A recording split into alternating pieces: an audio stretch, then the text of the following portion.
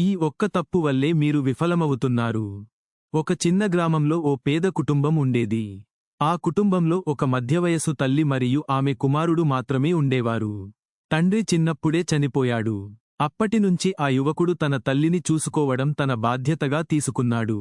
ఆ యువకుడు ప్రతిరోజూ ఉదయం సూర్యుడు ఉదయించకముందే లేచి, గ్రామంలోని చిన్న చిన్న పనులు చేసేవాడు. మార్కెట్టులో సరుకు పెట్టెలు మోసేవాడు. పొలాలలో, తోటల్లో పనిచేసేవాడు. ఇంకెవరికైనా అవసరం ఉండి అతన్ని పిలిస్తే అక్కడికి వెళ్లి పని చేసేవాడు. సాయంత్రం అయ్యేసరికి అలసిపోయి ఇంటికి వచ్చేవాడు. సంపాదించిన ప్రతి రూపాయిని తన తల్లి చేతుల్లో పెట్టేవాడు. తల్లి ఎప్పుడూ ప్రేమతో చెప్పేది, సాంబూ, నీ ఆరోగ్యం కూడా చూసుకో.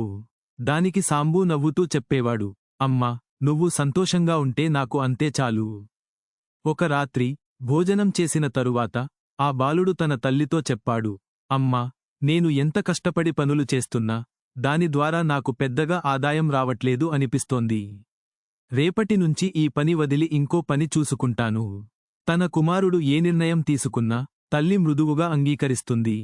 తల్లి అతని కళ్లలోకి చూసింది. ఆమెకు తెలుసు, ఇది చిన్న నిరాశ కాదు, లోపల పెరుగుతున్న అసహనం. సరే సాంబూ అని మృదువుగా అంగీకరించింది. మరుసటి రోజు సాంబు కొత్త పని కోసం బయలుదేరాడు. ఒక్కో ఇంటికి వెళ్లి అడిగాడు. కొందరు పని లేదు అన్నారు. కొందరు రేపురా అన్నారు. రోజు మొత్తం తిరిగి చివరకు ఒక ఫ్యాక్టరీలో పని దొరికింది. ఆ రోజు సాయంత్రం అతను చాలా సంతోషంగా ఇంటికి వచ్చాడు. చేతిలో స్వీట్లు ఉన్నాయి. అమ్మా అని ఆనందంగా పిలిచాడు. అమ్మా, నీ ఆశీర్వాదంతో నాకు ఫ్యాక్టరీలో పని దొరికింది. అక్కడ నేను ఒక మెషిన్ ఆపరేట్ చేస్తాను. తల్లి ఆనందంతో కళ్లలో నీళ్లు తెచ్చుకుంది. మీ నాన్న ఉండుంటే ఎంత సంతోషపడేవారు అని అన్నది. తన కొడుకు ముఖంలో ఆనందాన్ని చూసి తల్లి కూడా చాలా సంతోషించింది. ఫ్యాక్టరీలో మెషిన్ దగ్గర ఉత్సాహంగా పనిచేశాడు సాంబూ. పనిచేస్తున్నప్పుడు అతని ఆనందానికి సరిహద్దులు లేకపోయింది. భవిష్యత్తులో తాను ఒక ఫ్యాక్టరీ యజమాని అవ్వాలనుకున్నాడు. కాని ఒకరోజు ఫ్యాక్టరీలోని మెషిన్ అకస్మాత్తుగా పాడైంది. ఆ సమస్య వల్ల ఫ్యాక్టరీ యజమాని కోపంగా మారి సాంబు జీతం నుంచి కొంత డబ్బు తగ్గించాడు.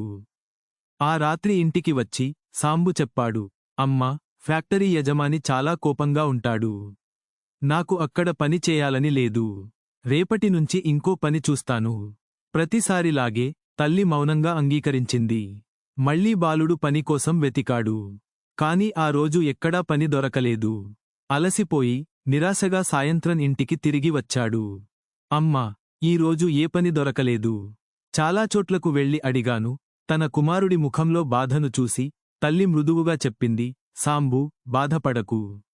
ఈ రోజు కాకపోతే రేపు పని దొరుకుతుంది. కొడుకుకు ధైర్యం చెప్పింది. ఇలా రోజులు గడిచాయి. ఒక పని, మరో పని, కానీ ఎక్కడా స్థిరంగా ఉండలేకపోయాడు. ప్రతి చిన్న సమస్య వచ్చినా అతను ఆ పని వదిలేసి కొత్తది వెతికేవాడు. ఒకరోజు అతనికి ఎక్కడా పని దొరకలేదు. ఉదయం నుంచి సాయంత్రం వరకు తిరిగి అలసిపోయి ఇంటికి వచ్చాడు. కాళ్ళు నొప్పితో నడవలేని స్థితిలో ఉన్నాయి. ముఖం మొత్తం నిరాశతో నిండిపోయింది.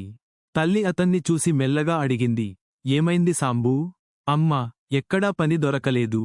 నేను ఏం చేయాలో అర్థం కావట్లేదు. కొన్ని క్షణాలు నిశ్శబ్దం. తర్వాత తల్లి చెప్పింది, మీ నాన్న ఒకసారి చెప్పారు, కష్టకాలంలో ఉపయోగపడేలా మన ఇంటి వెనుక ఏదో దాచిపెట్టానని. సాంబూ ఒక్కసారిగా ఉత్సాహపడ్డాడు. నిజంగానా అని ఆశ్చర్యంతో అడిగాడు. అవును అని తల్లి చిరునవ్వుతో చెప్పింది. సాంబూ వెంటనే వెనుక ప్రాంగణానికి వెళ్లి తవ్వడం ప్రారంభించాడు. మట్టిని తవ్వుతూ తవ్వుతూ చెమటలు కార్చాడు. కొద్దిసేపటికి తల్లి అంది, అక్కడ కాదు సాంబూ, ఇంకొక చోట తవ్వు. సాంబూ అక్కడి నుంచి మరో చోటికి వెళ్లాడు. మళ్లీ తవ్వడం ప్రారంభించాడు. మళ్లీ తల్లి చెప్పింది, ఇక్కడ కాదు, అక్కడ తవ్వు. తల్లి మాట విని సాంబు చోటు మార్చుతూ తవ్వడం ప్రారంభించాడు. అలా మొత్తం ప్రాంగణంలో చాలా గుంతలు తవ్వేశాడు. కొంతసేపటికి అలసిపోయి విసుగుతో చెప్పాడు, అమ్మా, ఇలా చోటు మారుస్తూ ఉంటే నేను ఎప్పటికీ ఆ దాచిన దాన్ని కనుగొనలేను. కాని ఒకే చోట తవ్వితే ఖచ్చితంగా దొరుకుతుంది. అప్పుడు తల్లి చిరునవ్వుతో చెప్పింది, సాంబూ, నేను నిన్ను అర్థం చేసుకోవాలనుకున్నది ఇదే. ప్రతి పనిలో సమస్యలు ఉంటాయి. కానీ నువ్వు పని మార్చుతూ ఉంటే ఎప్పటికీ విజయాన్ని పొందలేవు. ఒకే పనిలో పూర్తి అంకితభావంతో నిలబడితే అదే పని ఒకరోజు నిన్ను విజయవంతుడిని చేస్తుంది. తల్లి మాటలు విని బాలుడు తన తప్పును గ్రహించాడు. చిన్న చిన్న సమస్యలు ఎదురైనప్పుడల్లా పని వదిలేసి కొత్తది ప్రారంభించడం తప్పు అని అర్థం చేసుకున్నాడు. ఆ రోజు నుంచి అతని జీవితం మారిపోయింది. మరుసటి రోజు అతను మళ్ళీ అదే ఫ్యాక్టరీకి వెళ్ళాడు. యజమాని ఆశ్చర్యపోయాడు. నువ్వు మళ్ళీ ఎందుకు వచ్చావు? సాంబు ధైర్యంగా అన్నాడు. సార్, నాకు పని నేర్చుకోవాలి. తప్పులు చేసినా నేర్చుకుంటాను. దయచేసి నాకు ఇంకో అవకాశం ఇవ్వండి. యజమాని కొద్దిసేపు ఆలోచించి సరే అన్నాడు. రోజులు గడిచాయి. నెలలు గడిచాయి. సాంబు క్రమంగా మంచి కార్మికుడిగా మారాడు. మెషిన్ పనిలో నైపుణ్యం సంపాదించాడు. సమస్యలు వచ్చినప్పుడు భయపడకుండా పరిష్కారం కనుక్కోవడం నేర్చుకున్నాడు. ఒకరోజు యజమాని అన్నాడు, ఇప్పటినుంచి నువ్వే ఈ విభాగానికి ఇన్ఛార్జ్. సాంబు ఆనందంతో తల్లిని గుర్తు చేసుకున్నాడు. నిజానికి నేటి కాలంలో చాలామంది ఇదే తప్పు చేస్తున్నారు. ఒక పని నుంచి మరో పనికి మారుతూ ఉంటారు. అందుకే విజయానికి ఒకే నిజమైన రహస్యం అంటారు. ఒక లక్ష్యానికి పూర్తిగా అంకితమై నమ్మకంతో మరియు పట్టుదలతో కొనసాగితేనే నిజమైన విజయం లభిస్తుంది.